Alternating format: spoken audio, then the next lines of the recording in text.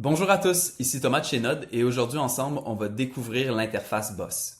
Donc sans plus attendre, on va se diriger à gauche sur la barre latérale. Le premier bouton sert à vous déconnecter. Le deuxième c'est pour traduire votre interface en français ou en anglais.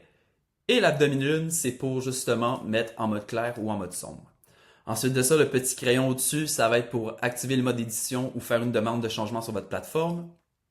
Juste au-dessus, vous allez avoir votre centre de gestion des extensions et par-dessus, le centre de gestion des automatisations. Juste au-dessus ici, avec la petite carte de crédit, on va avoir votre centre de facturation. Vous pouvez voir vos factures, vos projets en cours, vos projets qui s'en viennent et vos jetons restants. Et juste au-dessus, on a les réglages. Par la suite, vous allez avoir ici vos produits activés sur votre plateforme.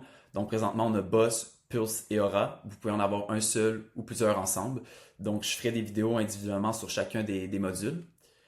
Ensuite de ça, juste au-dessus, on a votre centre des notifications où vous pouvez voir les éléments dans lesquels vous avez été assigné, les éléments dans lesquels on vous a mentionné, etc. et toujours avec la possibilité de naviguer. Suite à ça, vous allez avoir votre page un peu plus profil que vous pouvez ajuster vos informations.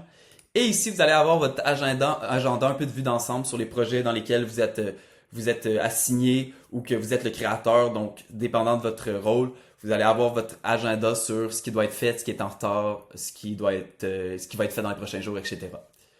Suite à ça, on a vraiment plus un aspect préférence. Donc, vous pouvez ajuster le texte de votre interface, la taille.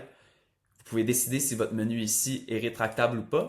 Et ceux qui auraient des appareils tactiles, vous pouvez activer une barre de défilement. Suite à ça, on a l'option pour scanner justement les codes QR, pour savoir où est-ce que se retrouve un élément, etc. Ensuite de ça, on a ici notre barre de recherche intelligente. Ça vous permet de retrouver n'importe quel élément de manière instantanée. Donc, juste à écrire. Je vais vous faire un exemple tantôt, mais juste à l'écrire et vous pourrez le trouver. Suite à ça, on a notre bouton pour faire défiler les pages. Et on a aussi le bouton pour faire rafraîchir, pour avoir la dernière version des informations sur la page. Ici, on a le bouton pour mettre en plein écran. Et ici, on a le bouton pour fermer le poste de travail. À savoir que quand vous fermez votre poste de travail, juste à le réouvrir et vous retournez exactement où vous étiez. Si on se dirige ici ensuite, on a les contacts, donc on a les opérations, vos modules dans le fond. Vous avez vos modules d'opération et vos modules de finance. C'est un peu le cœur de Node. Donc, vous trouvez vos informations, vous les avez en vue lisse, vous pouvez les rechercher instantanément. Donc, comme ça, ou on pourrait mettre exactement ça. Et à ce moment-là, vous pouvez naviguer dedans. Suite à ça, vous pouvez décider un peu qu'est-ce que vous voulez dans vos blocs, c'est quoi que vous voulez voir dans vos pages. Bref, c'est vraiment le cœur de Node, mais je vous ferai une vidéo plus en détail. Et finalement, ici, vous allez avoir le bouton nouveau, qui est un peu la porte d'entrée pour créer n'importe quoi.